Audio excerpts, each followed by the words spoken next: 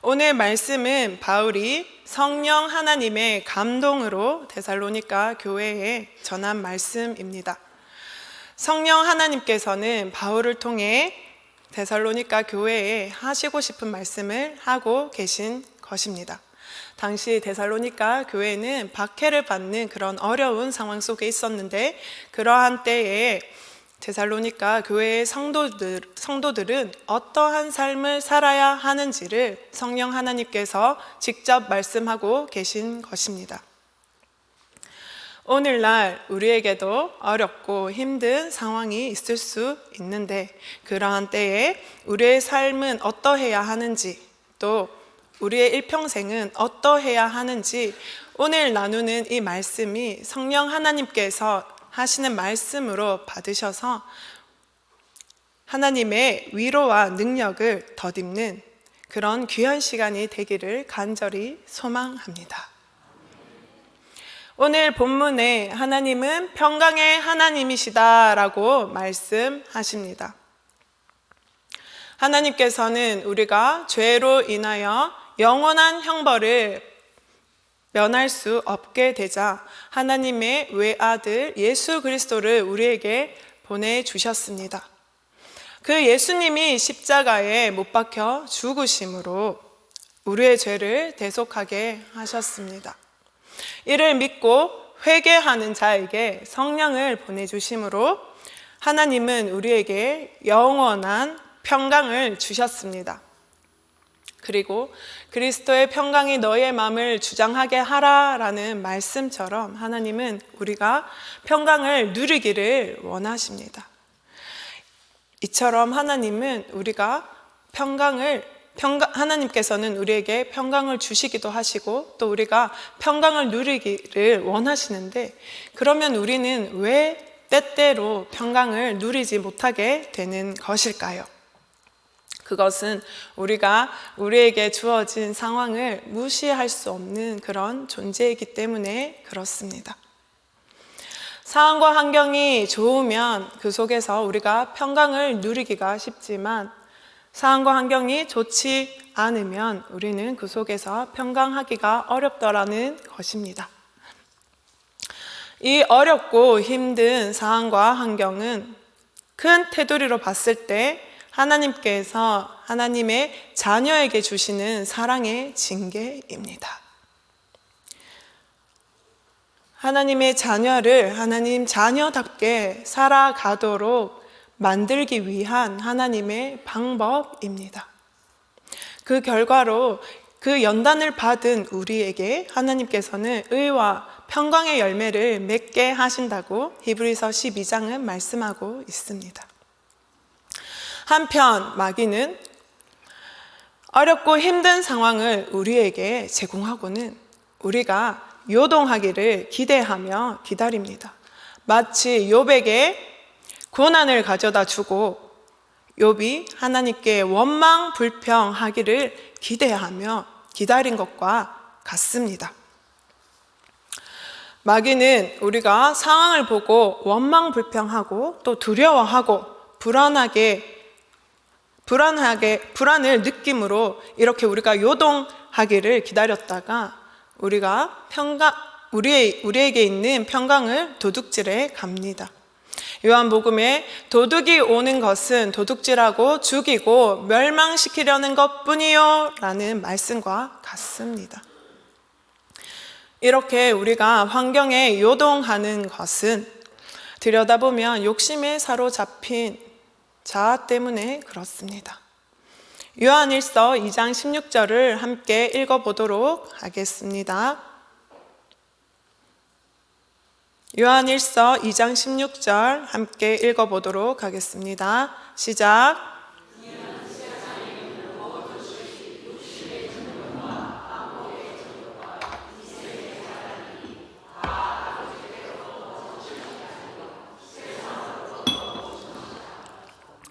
우리가 하나님의 것으로만 충만하면 좋은데 우리에게는 세상의 것이 있고 또 이런 것들에게 사로잡힐 때 우리는 평강을 잃어버리게 됩니다. 세상 것은 세상 신인 악한 영의 것이기에 우리는 평강할 수가 없습니다. 정리하자면 우리는 상황과 환경이 어렵다고 느껴질 때 평강을 잃어버리기가 쉽습니다. 하지만 오늘 말씀에 하나님께서는 언제나 우리에게 평강의 하나님이 되어주신다라고 말씀하십니다. 이것을 누린 자가 바울 선생입니다. 바울은 다메섹에서 예수님을 만난 후 예수님을 전하는 하나님의 일꾼으로 살게 되었습니다. 그 하나님의 일꾼으로 살아갈 때에 자신이 처한 상황이 어떠했는지를 서신서들에 기록하고 있습니다. 고린도 후서 6장 4절 5절 함께 읽어보도록 하겠습니다. 오직 모든 일에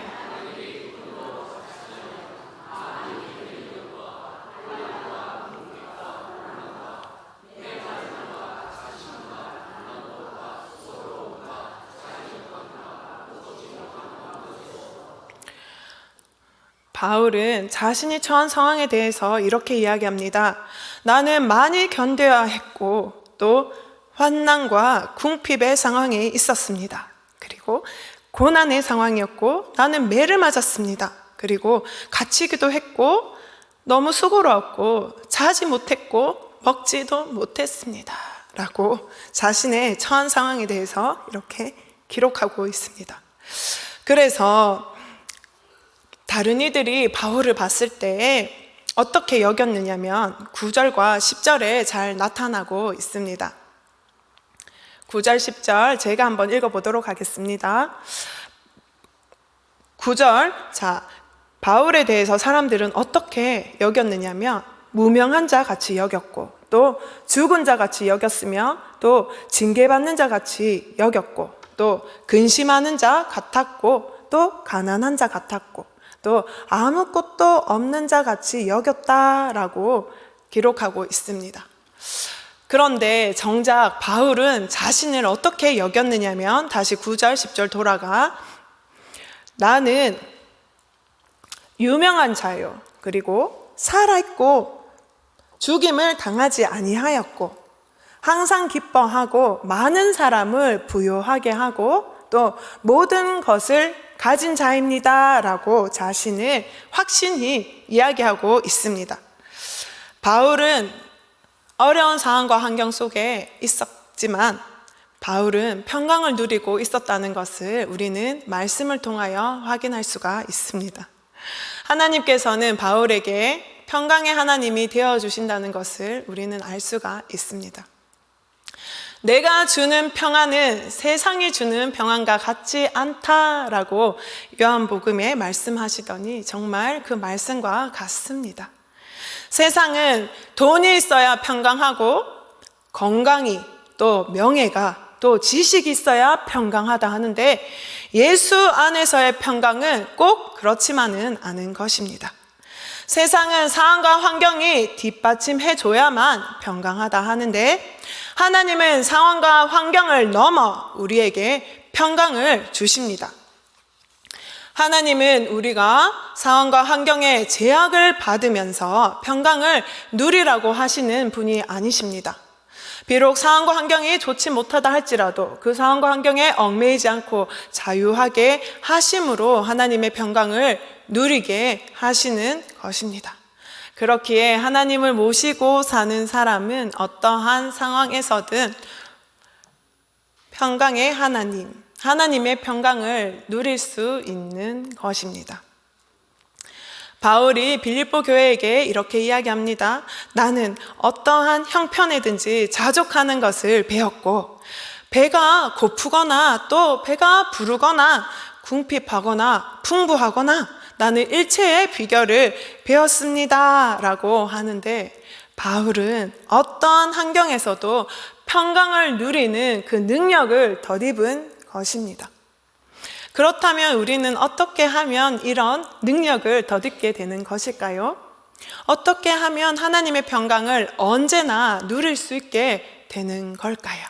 하나님은 우리가 감사함으로 하나님께 아뢰 때에 기도할 때에 하나님의 평강을 누릴 수 있다고 말씀하십니다. 빌립보서 4장 6절에서 7절 함께 읽어보도록 하겠습니다. 아무것도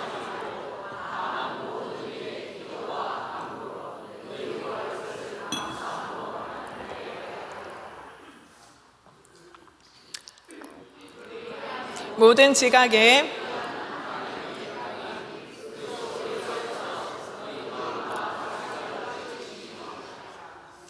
아멘. 6절에는 아무것도 염려하지 말고 감사함으로 하나님께 아뢰라 라고 말씀하시는데, 아니 이 상황과 환경 때문에 벌써 걱정이 되고 또 염려가 되는데 어떻게 감사함으로 기도를 하라는 말이지? 라고 생각하실 수 있는데요, 우리는 그럴 때 말씀으로 돌아가 하나님이 어떠한 분인지를 알고 믿는다면 그 하나님께 감사함으로 기도할 수 있을 거라 생각됩니다. 출애굽기 13장 17절 18절 말씀을 보면 하나님은 이스라엘을 애굽에서 건져내 가나안 땅으로 인도해 가십니다. 그 인도해 가실 때에 가까운 길 블레셋 사람의 길로 인도하지 아니하시고 이 이스라엘을 홍해 광야길 먼 길로 인도하신다고 말씀하고 있습니다. 아니 가까운 길로 데려가시지 왜 이렇게 어려운 길로 인도하셔서는 상황과 환경을 어렵게 하시지? 이렇게 생각하실 수 있는데 하나님께서는 그 이유를 말씀하고 계십니다. 이 이스라엘을 블레셋 사람의 길, 블레셋 사람의 땅의 길로 인도했다가는 블레셋 사람들과 전쟁을 할까 두려워서 이 이스라엘이 가나안은 고사하고 애굽으로 돌아간다는 것입니다. 이 모든 것을 아시는 하나님께서는 이스라엘을 먼 길, 홍해 광야길로 인도하시는 것입니다. 사실상 이스라엘은 목숨을 건지기 위해서라도 자신들이 가나안 땅, 그 약속의 땅에 들어가기를 힘쓰고 애써야 함에도 불구하고 오늘 보니 하나님께서 더 열심으로 이 이스라엘을 가나안 땅, 그 약속의 땅으로 데려가시기를 애쓰고 힘쓰고 계신다는 것을 알 수가 있습니다. 이스라엘을 이스라엘보다 더 생각하시는 하나님, 그 하나님이 바로 우리의 하나님이십니다. 아멘. 나보다 나를 더 생각하시고 결국 나에게 좋도록 인도하시는 분.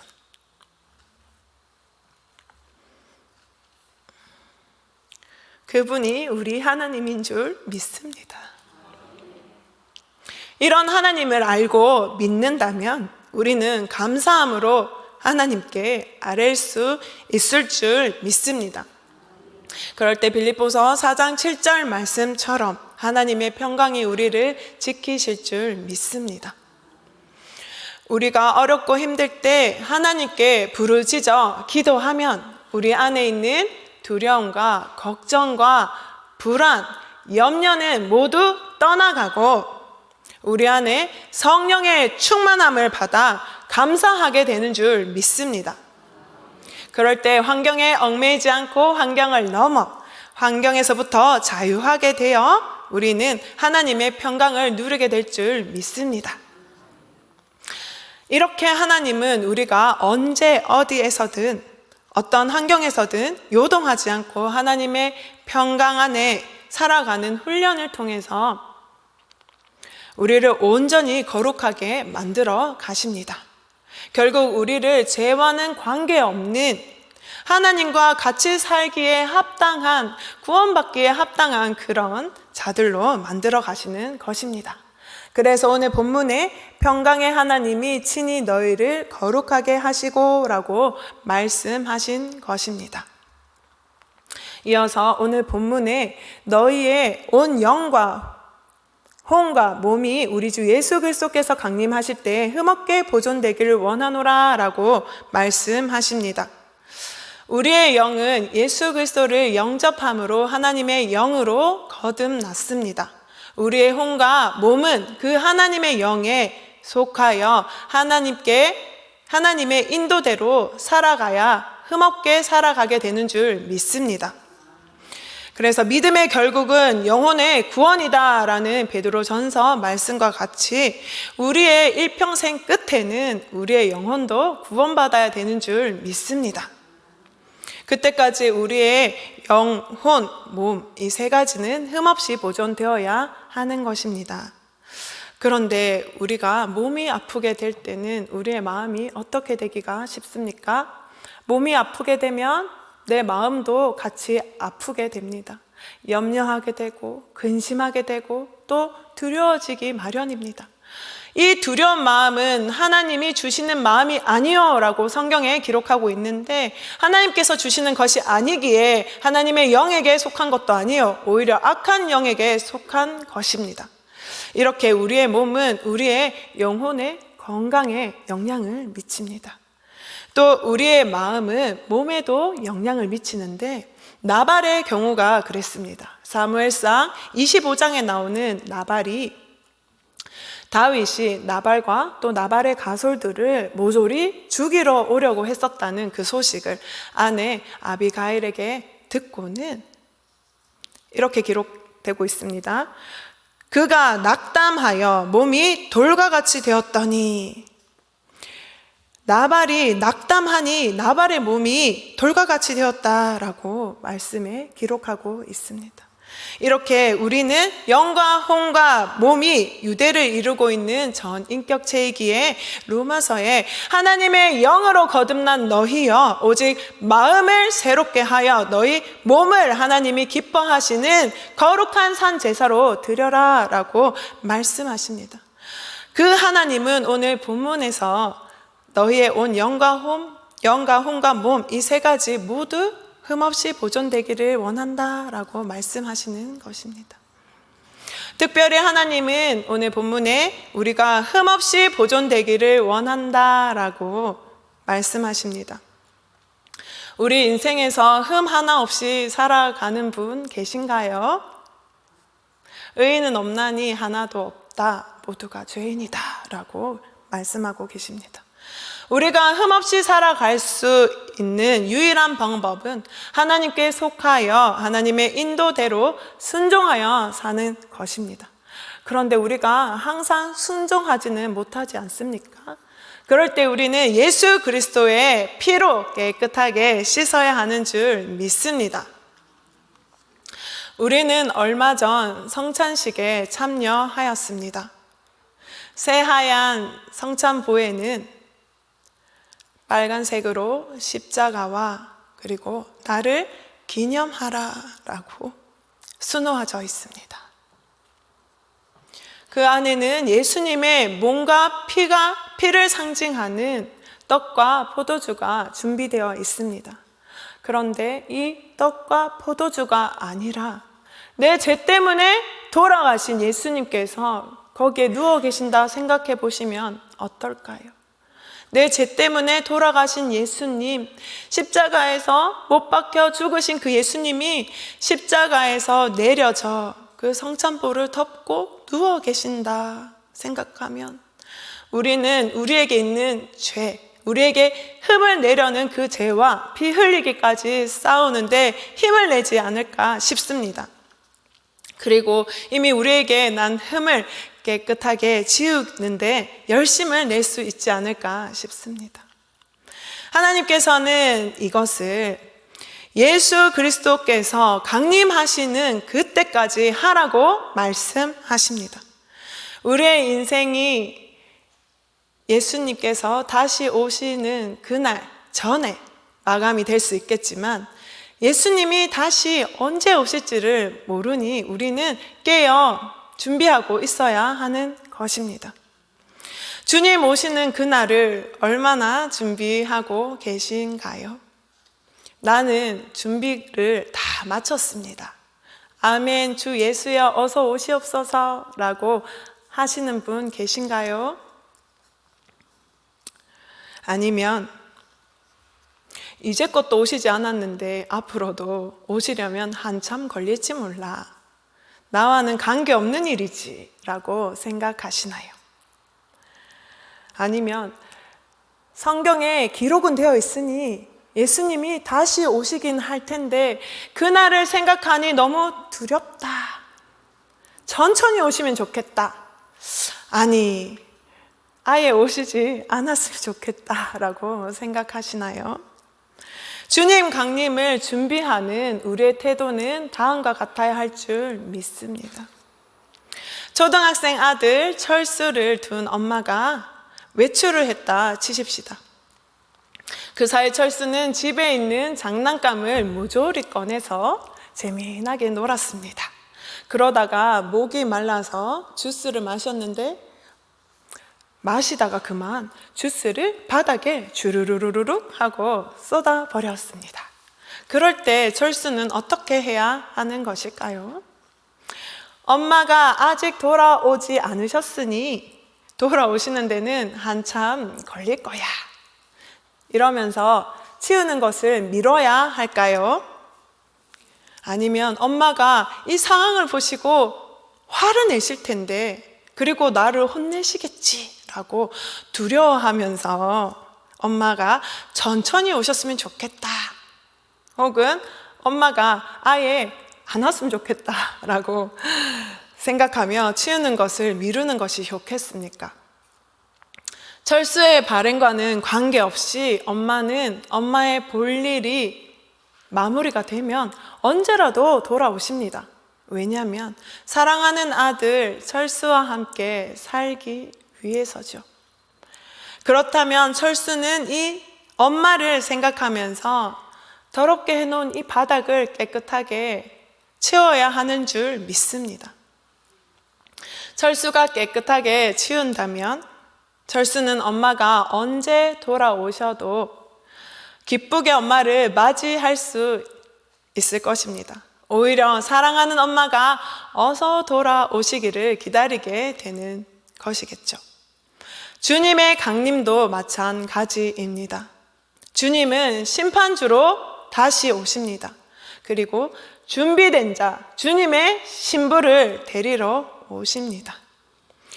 철수가 깨끗하게 청소한 것처럼 우리도 우리의 흠을 깨끗하게 청소해야 하는 줄 믿습니다. 철수가 깨끗하게 청소하면 엄마가 어서 돌아오시기를 기다리게 되는 것처럼 우리도 우리의 흠을 깨끗하게 청소하면 우리 주님이 어서 오시기를 기다리게 되는 줄 믿습니다. 아멘. 마무리하도록 하겠습니다. 우리는 우리 흠을 예수 그리스도의 피로 우리의 흠을 깨끗하게 씻어야 하는 줄 믿습니다. 그리하여 주님 오시는 날 주님을 기쁘게 맞이할 수 있도록 우리 모두 준비된 자, 주님의 신부가 되기를 간절히 소망합니다.